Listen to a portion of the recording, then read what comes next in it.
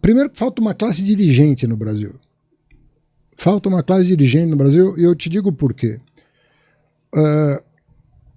Nos países capitalistas, você tem uma classe dominante, que é a proprietária, vamos dizer assim, dos meios de produção, da terra, das máquinas, das fábricas. A gente chama isso de classe dominante, ela detém os meios de produção, ela é proprietária dos meios de produção. Mas os países mais civilizados têm uma classe dirigente, que nem sempre está capturada pela classe dominante, que consegue enxergar mais longe o destino do país. E o Brasil tem uma grande dificuldade, a classe dominante no Brasil tem uma grande dificuldade em aceitar uma classe dirigente, porque tem medo. Tem medo de uma classe dirigente mais autônoma dos interesses particulares de cada um.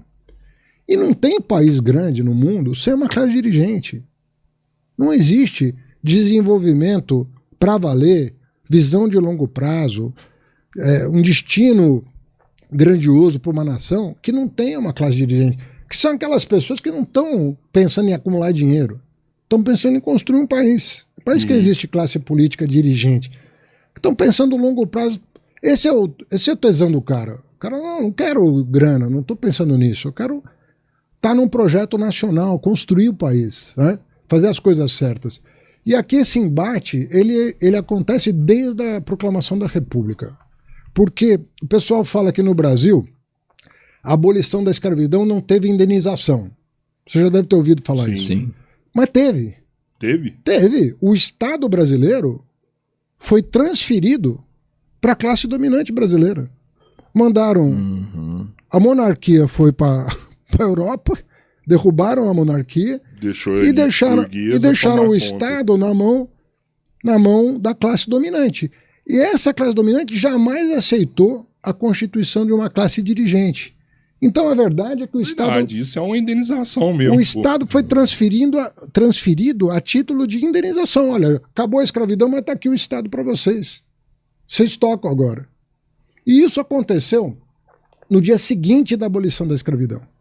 Porque no dia 14 de maio, um dia depois da Lei Áurea, tinha um movimento republicano de última hora para dar o troco na monarquia, derrubar o monarca e assumir as rédeas do Estado. E você pode ver que toda vez que esse, entre aspas, acordo, que foi, digamos, patrocinado pelo Exército Brasileiro, né? A transição foi feita pelo Exército. Toda vez que esse acordo é colocado em xeque, tem uma tentativa de golpe de Estado no Brasil. Ó, não dá. Isso aqui é nosso, isso aqui nos foi dado a título de indenização, não dá para brincar com isso. Deixa com a gente aqui que a gente tá...